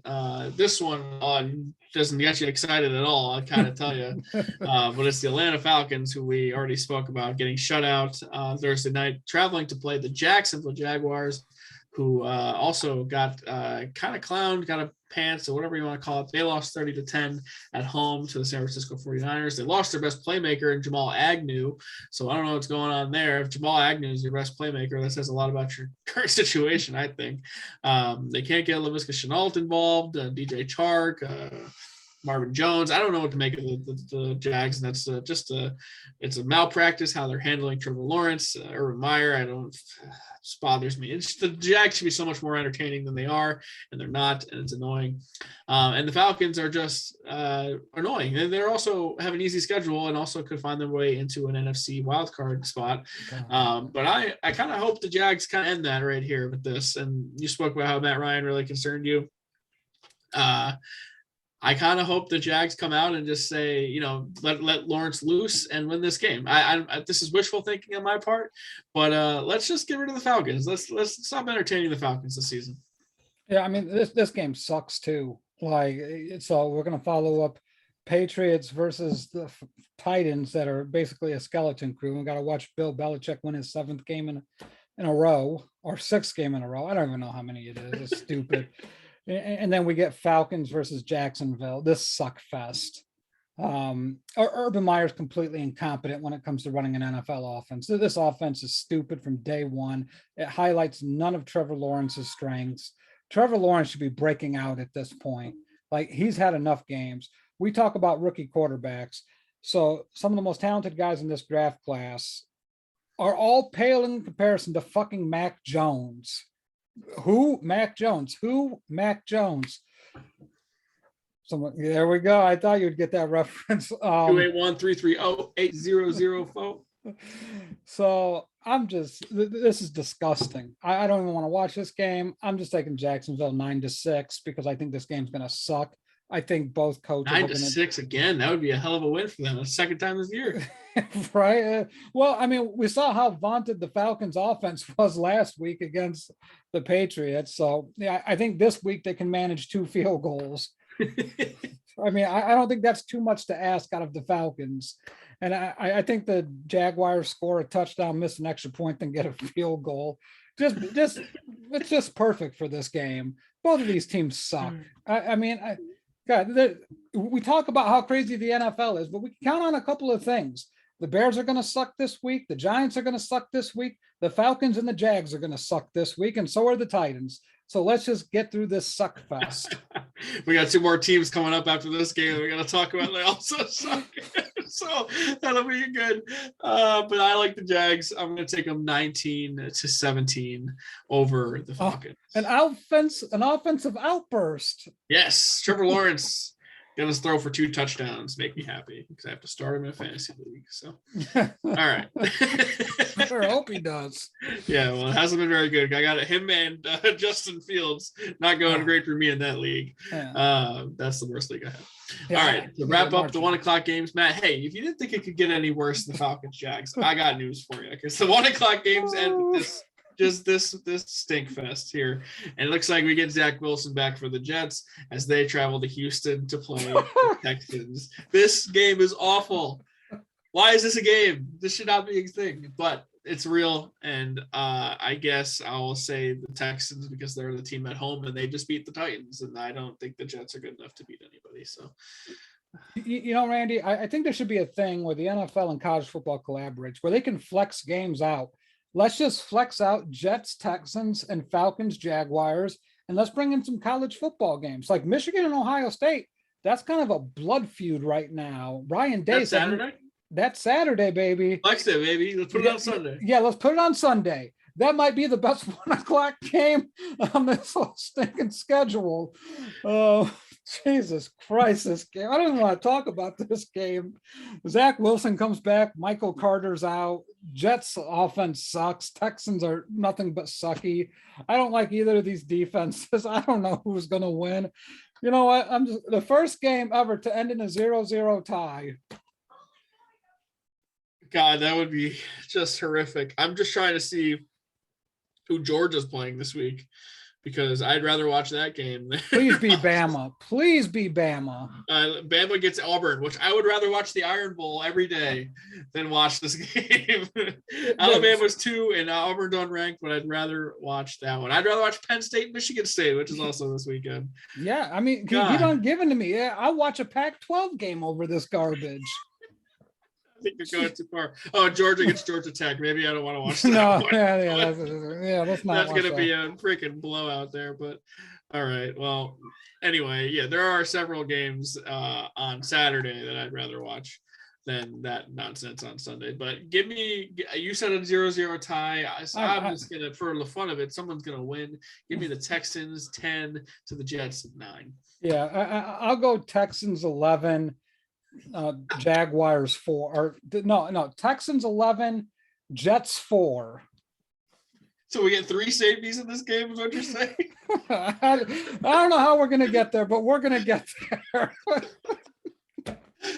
I like the idea of the Texans kicking 3 field goals and getting a safety, and the Jets' only points come from 2 safeties. Oh, Jesus Christ. But that would be amazing. That has to be a scoregami if that happens. 11-4. There's no way that's happened before. Oh, the Houston Astros versus whoever the hell plays in New York. The Mets or the Yankees. Oh, Jesus Christ. This show's gone. This is after hours, man. This is brutal. All right. Well, at least we get some late games in prime time. We can wrap a bow on this. Oh my God, that is a horrific game. We're not going to see that one on Red Zone very often. Let's say that. No, we're not. All right, late games. We got the Chargers. They're traveling to Denver to play the Broncos, who are, I believe, coming off of a bye, right? Yeah, they're coming off of a bye. The AFC West showdown here at Mile High. Is it still Mile High? I don't even know. But the altitude there in Denver, so that could have an effect. I like the Chargers more on the road these days because their home stadium is more of a away game for them. So many of the other teams' fans travel to them. I don't know what to make of the Broncos after a bye. They're coming off that loss to Philly, so I just like the Chargers more at the moment, but I don't feel great about it. I like the Chargers. I think Fangio's dead man walking at this point. I don't see how he comes back as the Broncos head coach. Broncos quarterback situation is really bad right now. They just did give their 2 wide receivers, Tim Patrick and Cortland Sutton, some nice contracts. Yeah. Tim Patrick got a nice 4-year, $60 million, which I think that should be something that Allen Robinson takes a look at and be like, hey, you know what? Between Kenny Galladay and Cortland Sutton, let's keep these contracts rolling in because I think that's good value for Allen Robinson, which means he'll probably sign for like 4 years and $85 million somewhere. So that's fine. Yeah. You're going to get the 2020 AAV. That's what you're going to get. Yeah. But I like the Chargers here, even though there's so many things that are wrong with the Broncos right now. And the Chargers, if they're going to make the playoffs, you got to win games like this. You have to get to 7-4. You got to find a way to 7-4. This is a game to do it. The Broncos are trending very badly. They don't really offensively do anything to scare you. And the Broncos have to get a quarterback, and who knows who that might be. But go ahead and mark me down for the Chargers. I'm going to take the Chargers 31 to the Broncos 20. All right.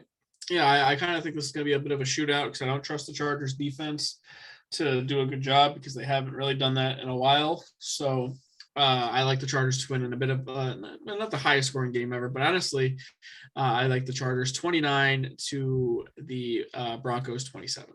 That's a lot of points for the Broncos. Yeah, but the Chargers defense, they just gave up a ton to the Steelers, Yeah, that's true. Also not a great offense. So yeah. All right. This should be one of the games of the day. We'll see what the status of Aaron Rodgers is. with the toe injury that he suffered against the Vikings, and she said it was worse than turf toe. So if it's worse than turf toe, guess what? He might not be there for this game. Turf toe is pretty serious. But it's the Rams coming off of a bye to travel to Lambeau to play the Green Bay Packers. I love the matchup here. Good, two really good teams, two of the best teams in the NFC, but it could quickly change if Rodgers isn't on the field for the Packers. Yeah, to me, I think people hear turf toe and they don't know how bad the injury is. Basically, it's a torn ligament in your toe. Yeah. So it's not like it's, something comfortable that you could play through. Like you stub your toe, it's not like that. Yeah, no, not like that at all. So this is a pretty significant injury for the Packers. And the guy that was backing up David Bakhtiari is also he had to move over positions. God, I forget his name, but he tore his ACL. Elgin, something like that. Yeah, yep. And he was their second best offensive lineman behind Bakhtiari. I mean, you have an immobile Rodgers at this point, probably. And then you have, the third string left tackle at this point. I don't know who else you can move over there. Going against Aaron Donald, Leonard Floyd, and, some guys on that pass rush, along with Jalen Ramsey. To me, this is a get-right game for the Rams. I think the Rams kind of break a little bit of a funk they're in. I don't like how the Packers defense showed up. I mean, Justin Jefferson just, torched them on Sunday. Justin Jefferson was a man possessed. So I like the Rams here. I think Matthew Stafford has a nice day. I think Aaron Donald gets a sack or two. I think Aaron Rodgers gets really hobbled. And I think this is the beginning of a losing streak for the Packers. So go ahead and give me the Rams, Randy. 28 to the Packers 20. Yeah, I think if you miss what happened to Rodgers, he got cleated, I believe, from one of the defensive linemen of the Vikings. And I've been cleated before, but not on my toe, And he could have broken his toe. He could have done a number of different things there. And obviously that affects your mobility, how you stand, a lot of the things that you're able to do. I mean, Rodgers has such an effortless throwing motion, so I don't think it really affects his ability to throw. No. It doesn't affect his ability to move out of the pocket, to maneuver inside of the pocket, and it might make him a little bit more sensitive and a little bit more prone to get rid of the ball quicker, so he avoids hits. Still no Aaron Jones for the Packers here. It's still just the Devontae Adams and MBS and a number of the other guys who I thought played decent against the Vikings. I don't think the offense was the problem there. I think the defense couldn't get a stop. So I don't think A.J. Dillon is quite the same playmaker as Aaron Jones, but he's still productive enough. But I think if you have a hobbled Rodgers, a banged up offensive line, it's a bad matchup against the Rams. I'm going to say something that's not going to surprise a ton of people, but I expect Odell Beckham Jr. to have an impact on this game. For once, for the first time in a while, Odell is going to have a presence. It's been a bye week. I think him and Stafford have some time to play catch together, get to know each other a little bit. And I hope my guy, number 3, finds the end zone in this game. I expect Cooper Kupp to have another big game because Cooper Kupp just has big game after big game. I like your 28-20 score for the Rams, but I'm going to add another 3. Give me 31-21 LA over Green Bay. We have breaking news, Randy. Hit me with it. Cincinnati is number 4 in the college football playoff ranking. Go Bearcats. That is huge news. Go Cincinnati. Let's get you in there. Oh, it's Georgia, Ohio State, Bama, Bearcats? Yep. Yes, sir. Nice. Let's go. Big Bearcat guy. Yeah, nice to see. So a little bit of uplifting news. College football helping us go up this week. Yeah, we need Ohio State out of there, though. Get Ohio out of our lives. Dude, they're going to crush Michigan. Yeah, probably, but Oregon beat them, so Oregon should be higher. But Oregon got smoked by Utah. Yeah, well, that doesn't help their cause either. So, all right. Well, one more late game to talk about. It is those Minnesota Vikings coming off of a huge win over the Packers. I don't know if it's time to start putting some respect on Kirk Cousins or just say this is who he is, but he's played really well this year, and his stats back it up. I shared the meme of every time Kirk Cousins is a game below 500, he turns into Peyton Manning, but he played really well in that game. They were traveling to San Francisco to play the Niners, and I can't help but to get flashbacks from that old NFC divisional round game where Henry saved the video of you predicting that the Niners are going to lose, and then they didn't. So, This is an interesting matchup. Both of these teams at 500 now. Both these teams dangerously relevant in the NFC playoff picture here. The Vikings should be 7-3. I mean, they could have lost the Lions game, so it's not really fair to do this game. But they missed a field goal in Arizona that could have won them that game. And in the first game against the Bengals, they could have won, 3 different times, and they didn't. So here they are, 5-5. I think they're very talented. I think the big three of Cook and Thielen and Jefferson is great, and I think Kirk Cousins has played really well this year. He has like a 5-to-1 touchdown to turnover ratio, which is unlike him. He has been remarkable. The defense has been good enough. It's all it doesn't matter. The defense, if the offense is going to play that well, the defense is okay. And the Niners now won 2 straight to beat the Rams, and they beat the Jags. They are also a little bit relevant here, but I like the Vikings team and roster a little bit more than I like the Niners right now. I agree. I'm going to offer a mea culpa to all Vikings fans. Here's my olive branch. I'm sorry. Kirk Cousins, I always say, you are who you are until you're not. And right now, Kirk Cousins has played well enough for the Vikings to win a lot of games. So much so, I think if they continue, I think they found a nice formula that, it's winning those close games. I think the Vikings end up winning the NFC North, Randy. I really do. I think the Packers have some real issues right now with injuries. And if Aaron Rodgers is going to miss any time with that turf toe, which I can't imagine, like there's only so many times you can shoot that thing up. I mean, to toe injuries are hard. And I think we touched on it, extending the play. So this is going to be the biggest game of the Vikings season. This is for all the marbles right now. The Vikings win this game, I think they win the North, flat out. Just because the momentum is so heavily in their favor. It's building confidence. They're starting to believe they're good enough to win these games. Kirk Cousins making all the right reads. He's making excellent throws. He's making all the right decisions. And watch, all of this bites me in the ass, and Kirk Cousins goes and throws 5 interceptions against the Niners. But at the end of the day, you have to stop Deebo Samuel. That's the thing. Deebo Samuel is a top 5 playmaker in the NFL right now. I mean, there's no more hiding it. There's no more denying it. I'm talking playmaker, flat out. One of the 5 best players offensively on the football field. That's Deebo Samuel, Henry. So write it down, mark it down, save it, do whatever you want to do it with it. Deebo Samuel is a top 5 playmaker on offense right now in the NFL. So with that being said, I think the Vikings with Harrison Smith can do it.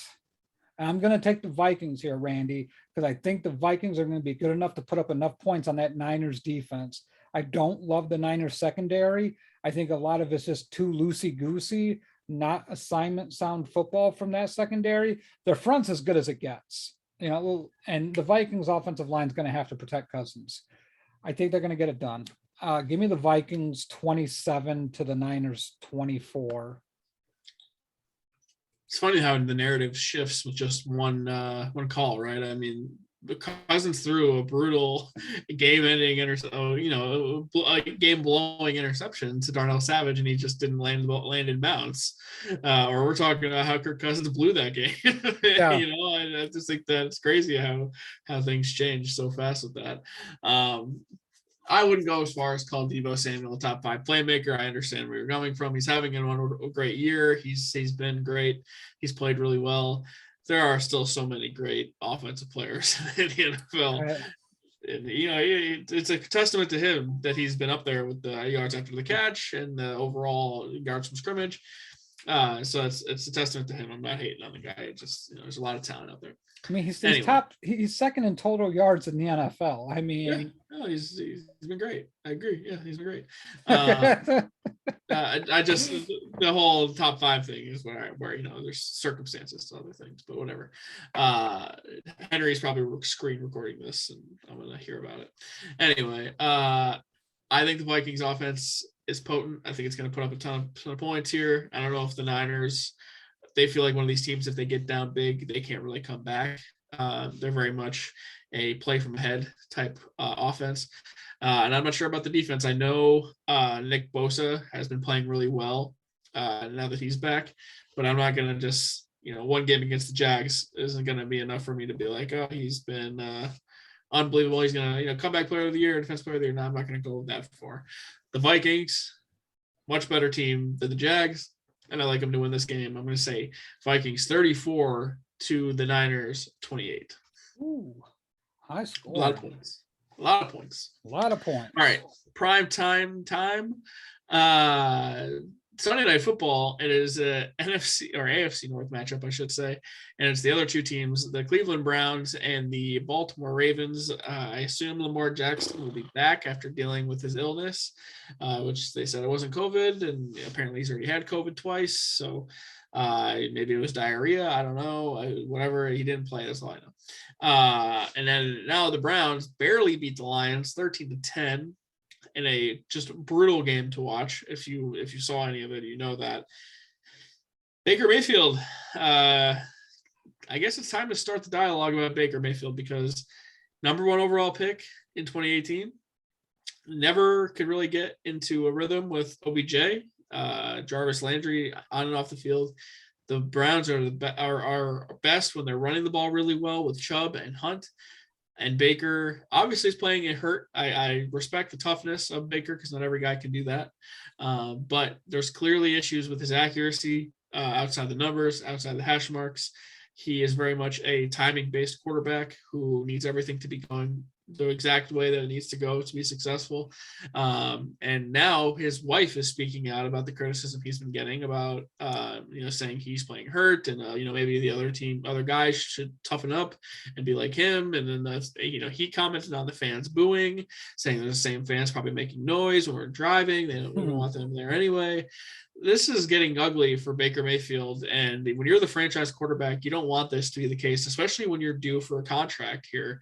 So there's a lot surrounding the Browns, and I didn't expect this from Kevin Stefanski, or even I thought the Browns were better run than this, but this could fall apart pretty quickly for Cleveland.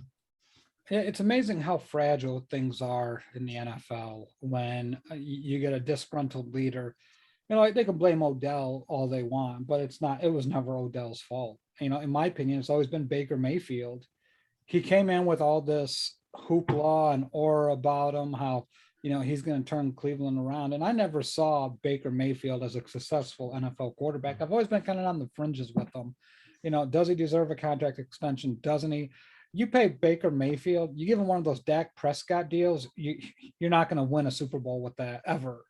I'll go as far as to say, if you pay Baker Mayfield top 12 quarterback money, you're never going to win a Super Bowl that way. He's just not that guy. Like you said, Randy, everything around him has to be so perfect. You can't have it. You got to have choir boys, first of all, because he's going to complain and he has rabbit ears.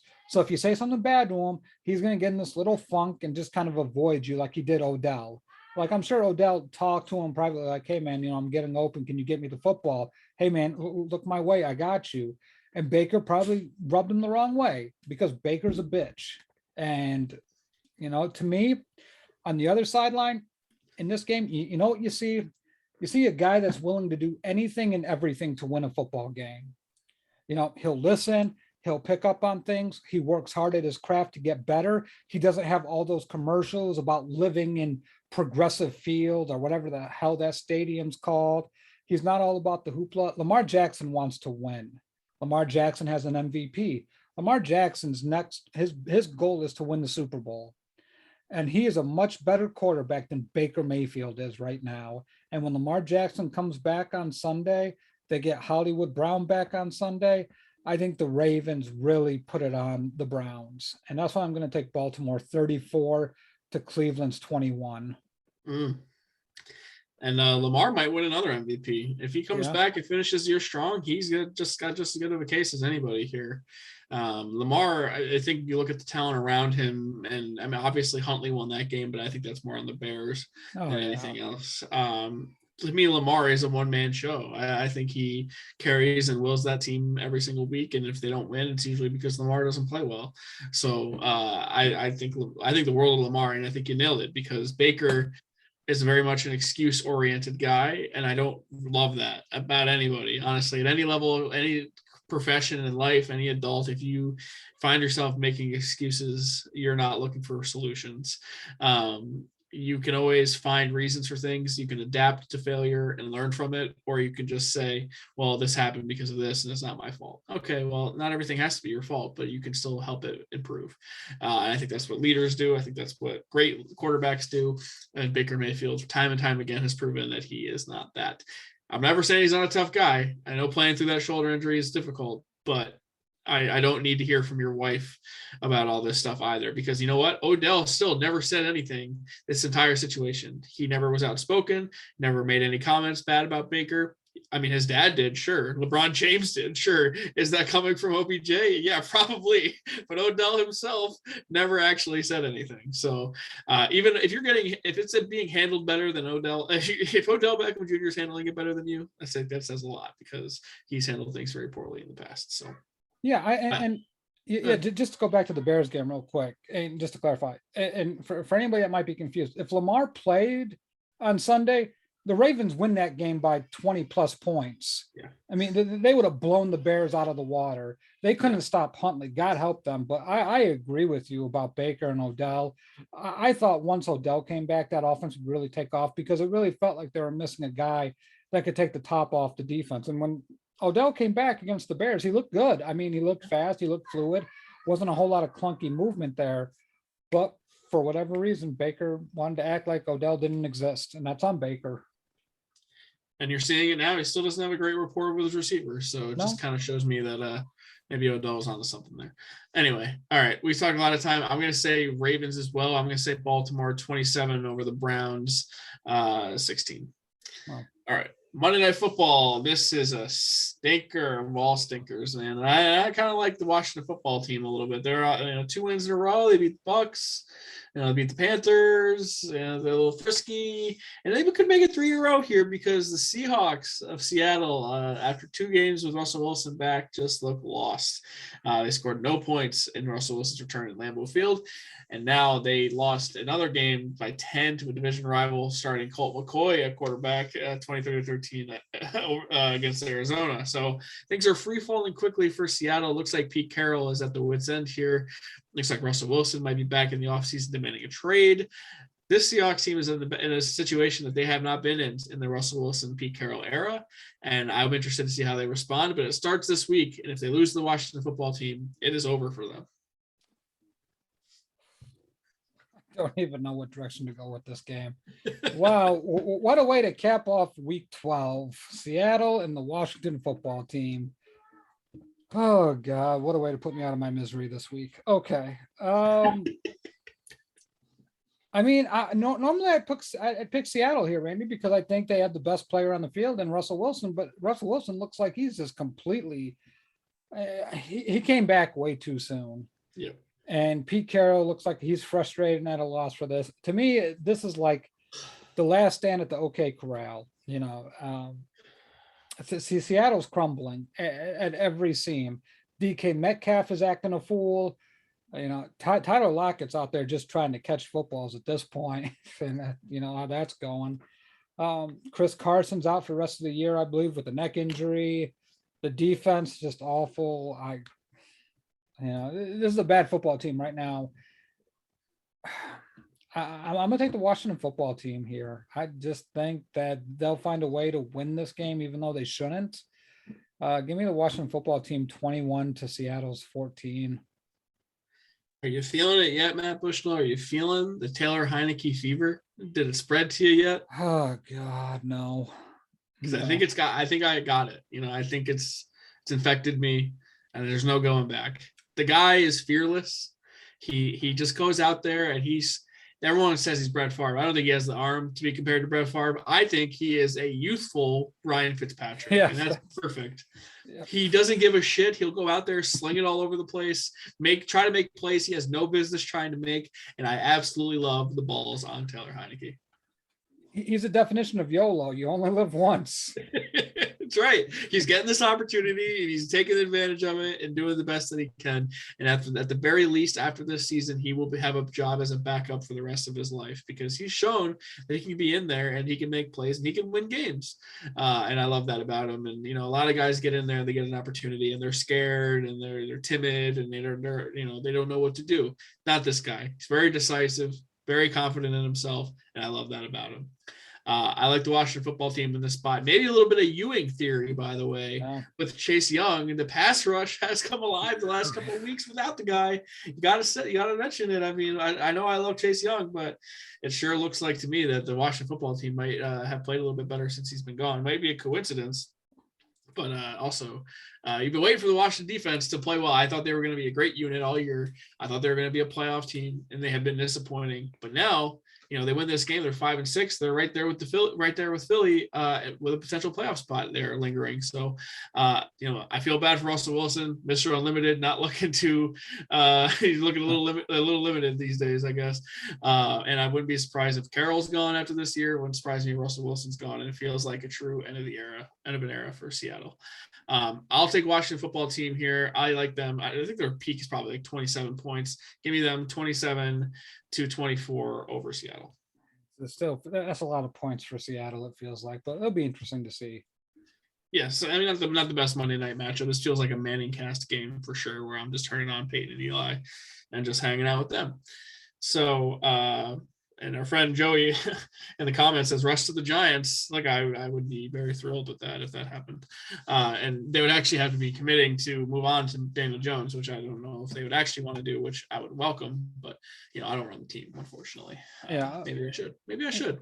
Yeah. A lot of things have to happen. I think in New York, but both those football teams, you take a snapshot of the Jets and the Giants. The Giants feel like they don't have much to build off of. We could say they may have a piece or two, but really the quarterback position's the most vital position. And if Saquon Barkley was healthy, maybe you consider that a building block, but running backs are so awful. I think the Jets with Becton, it gives me a little bit more hope. I think Becton's better than Thomas. But these next games, and like I said, I'm not going to write Zach Wilson off of a bad rookie year. I think you start going in very dangerous territory when you start putting labels on rookie quarterbacks, like we talked about too. I think you give them 3 years. So this whole class, Lawrence, Fields, Mac Jones, Zach Wilson, and Trey Lance. I'm not sure when Trey Lance is going to play. He doesn't look good. So, that's kind of yeah. But to me, Mac Jones is going to get better. He's landed in the most perfect situation out of all these guys. If Trevor Lawrence doesn't shake himself of Urban Meyer, I don't know what his career ends up being, Randy, because that's just saddled with a terrible coach. It looks like Justin Fields, hope to God they get the right coach, man. I pray to God. You hear Marcus Spears, you hear Dan Orlovsky, Kurt Warner, JT O'Sullivan, like all these quarterback gurus that do this stuff say that Justin Fields is the real deal. But if he doesn't have a coach, he doesn't have a prayer in hell. And I think Zach Wilson just needs time. He has to play, but he has to get weapons. You got to give him more than what he has. But I don't know. Zach Wilson's looked the worst, but I'm not going to hold it against them. But the Giants need to find their signal caller. And this is not the draft. To have a potential 2 of the top 5 picks, and for this quarterback class to be as bad as it is, that's a kick in the nuts. Well, yeah, I mean, Wilson's been in probably the worst spot possible outside of Lawrence. I mean, Fields hasn't been in a great spot either. But this is what happens when you need a quarterback all the time. You're typically not going to great situations. So part of this is overcoming those situations, and we'll see. Look, if this is the end, and maybe next week, we're giving a eulogy for the Seattle Seahawks. But it's been a hell of a run for them, and it's crazy that they only won 1 Super Bowl. Obviously, they should have won 2.